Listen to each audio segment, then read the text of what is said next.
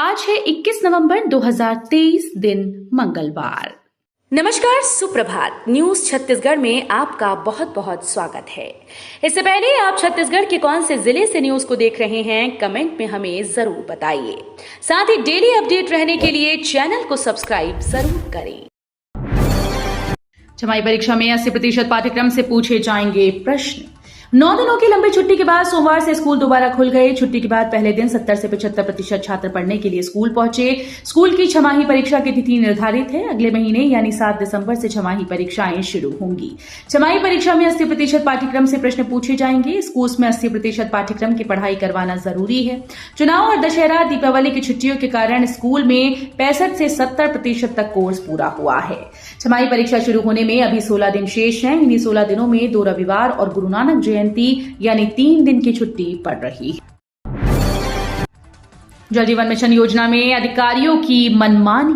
हर घर पानी पहुंचाने के लिए केंद्र सरकार ने जल जीवन मिशन योजना की शुरुआत की। इस योजना के अंतर्गत अविभाजित राजनांदगांव जिले की 814 पंचायत के 1594 गांव में करीब 4314 घरों तक पाइपलाइन बिछाकर नल कनेक्शन देना है। तकरीबन 800 करोड़ रुपए की इस योजना में गांव में पानी टंकी का निर्माण भी करना है, लेकिन इस योजना के नाम पर लोक स्वास्थ्य यांत्रिकी लीपापोती में लग गया। यही कारण है कि विभाग द्वारा गांव में बनी पुरानी टंकियों का रंग रोगन कर उसे जल जीवन मिशन योजना का नाम देने से भी नहीं कतरा रही। छत्तीसगढ़ में राष्ट्रीय नेताओं ने 35 दिनों में की 100 से अधिक सभाएं। खूब गरजे मोदी, योगी, राहुल खड़गे। इस बार का विधानसभा चुनाव प्रदेश के लिए यादगार बन गया। राज्य बनने के बाद अब तक हुए चुनाव में इस बार रिकॉर्ड सभाएं आयोजित की गईं, जिसमें प्रधानमंत्री से लेकर कांग्रेस और भाजपा दोनों ही पार्टी के कई केंद्रीय नेता शामिल थे। इस तरह लगभग 35 दिनों में 100 से अधिक सभाओं को 1 करोड़ से अधिक लोगों ने सुना। चुनाव की घोषणा होते ही स्टार प्रचारकों ने मोर्चा संभाल लिया। आगजनी रोकने रेलवे का अभियान। 3 दिनों में 100 से अधिक ट्रेन की जांच। रेलवे की ओर से अग्नि दुर्घटना से यात्रियों के बचाव के लिए विशेष जागरूकता और जांच अभियान चलाया जा रहा है। अभियान के तहत रेलवे अधिकारियों कर्मचारियों की टीम ने पिछले 3 दिनों में दक्षिण पूर्व मध्य रेलवे से होकर गुजरने वाली 100 से अधिक ट्रेन की जांच की। वाणिज्य विभाग और रेलवे सुरक्षा बल द्वारा गाड़ियों के पेंट्री कारों सहित यात्री डिब्बे में लाए जा रहे किसी भी प्रकार के विस्फोटक और एलपीजी सिलेंडर, केरोसिन स्टोव आदि ज्वलनशील सामान की जांच कर त्वरित कार्रवाई की जा रही है।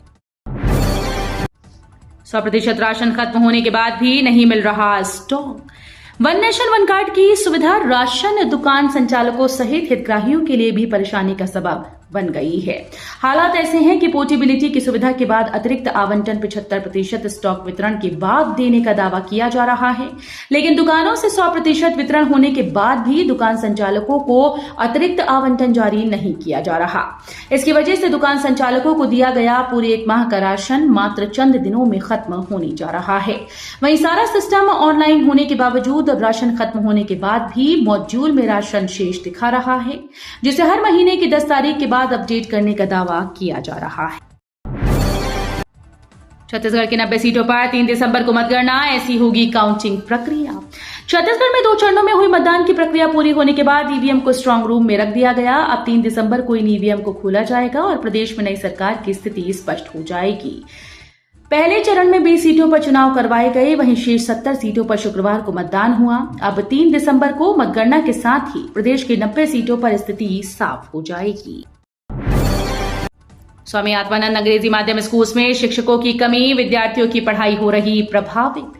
प्रदेश में लगातार स्वामी आत्मानंद अंग्रेजी माध्यम स्कूल खुल रहे हैं, लेकिन शिक्षकों की कमी के कारण शिक्षा की गुणवत्ता में बहुत ज्यादा सुधार नहीं हुआ।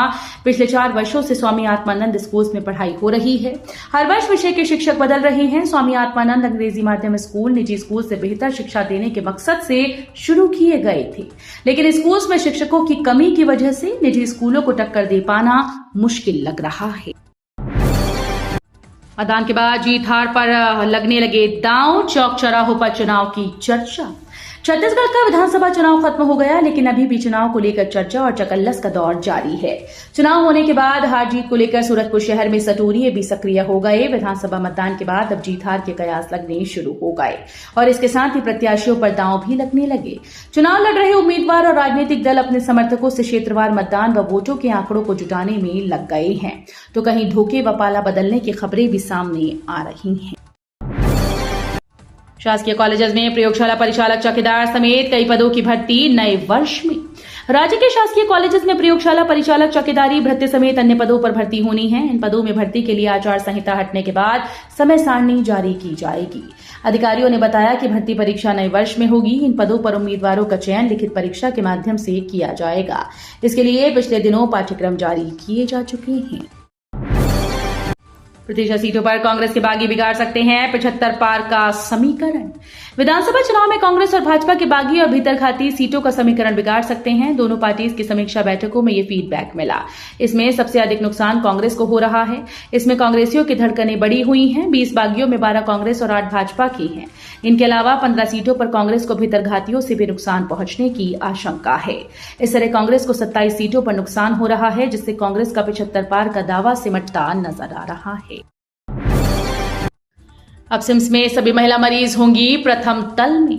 शासन स्तर पर सिम्स की चिकित्सकीय व अन्य सुविधाओं को पटरी में लाने का काम चल रहा है। इसी के तहत प्रशासन के अधिकारियों का निर्देश है कि जितने भी महिला वार्ड अस्पताल भवन के ऊपरी तल में संचालित हो रहे हैं, उन्हें प्रथम तल में स्थापित किया जाए। इससे महिला मरीजों को वार्ड में आसानी से प्रवेश दिलाया जा सकेगा। उन्हें किसी प्रकार की दिक्कतों का सामना नहीं करना पड़ेगा। सिम्स अलग अलग 29 वार्ड का संचालन कर रहा है। मालगाड़ी के डिब्बे पटरी से उतरे, जूनाडी रेलवे साइडिंग की घटना। एसईसीएल कोरबा की जूनाडी साइडिंग में मालगाड़ी संख्या एनबॉक्स ई के 10 नंबर वैगन के पीछे लगे 4 डिब्बे पटरी से उतर गए। डिब्बों के पटरी से उतरने का कारण ट्रैक पर अत्यधिक मात्रा में कोल डस्ट जमा होना बताया जा रहा है। डिब्बों के पटरी से उतर जाने की सूचना मिलने पर एसईसीएल और रेलवे के अधिकारी कर्मचारी मौके पर पहुंचे और घटनाक्रम की जानकारी ली। अब 9 की जगह 16 दिसंबर को नेशनल लोक अदालत। राष्ट्रीय विधिक सेवा प्राधिकरण नई दिल्ली के निर्देशानुसार नेशनल लोक अदालत का आयोजन पूर्व में 9 दिसंबर को राज्य में किया जाना था, जिसे राज्य विधिक सेवा प्राधिकरण बिलासपुर के द्वारा अब 16 दिसंबर को आयोजित किए जाने का फैसला लिया गया है। अब नेशनल लोक अदालत का आयोजन 16 दिसंबर को रायपुर, गरियाबंद, तिलंदा, राजिम, देवभोग में भी किया जाएगा। इस बार नेशनल लोक अदालत में अधिक से अधिक प्रकरण निराकरण करने के लिए जिला विधिक सेवा प्राधिकरण रायपुर के अध्यक्ष जिला न्यायाधीश अब्दुल जाहिद कुरैशी के द्वारा नियमित रूप से समस्त विभागों के अधिकारियों के साथ बैठक ली जा रही है। जम्मू में जूडो प्रतियोगिता, छत्तीसगढ़ के ईशान ने जीता कांस्य पदक। जम्मू में आयोजित 67वीं राष्ट्रीय स्कूल गेम्स में शहर के ईशान भोई ने जूडो प्रतियोगिता में कांस्य पदक जीत हासिल कर प्रदेश का नाम रोशन किया। बिलासपुर जिले के जूडो संघ के सचिव राजकुमार जायसवाल ने बताया कि जिले के 3 खिलाड़ियों को राष्ट्रीय स्तर पर खेल में भाग लेने का मौका मिला। राजधानी सहित प्रदेश भर में शुष्क रहेगा मौसम। 2 दिनों में तापमान में नहीं होगा परिवर्तन। राजधानी सहित प्रदेश भर में ठंड ने अपना असर दिखाना शुरू कर दिया। उत्तरी छत्तीसगढ़ में तापमान धीरे धीरे नीचे जाता हुआ दिखाई दे रहा है। सोमवार को सुबह कोहरे के बाद दिन भर आसमान साफ रहने के आसार हैं। वहीं अगले 2 दिनों में अधिकतम और न्यूनतम तापमान में कोई विशेष परिवर्तन होने की संभावना नहीं। इसके बाद बुधवार से न्यूनतम तापमान में गिरावट की संभावना दिखाई दे रही है।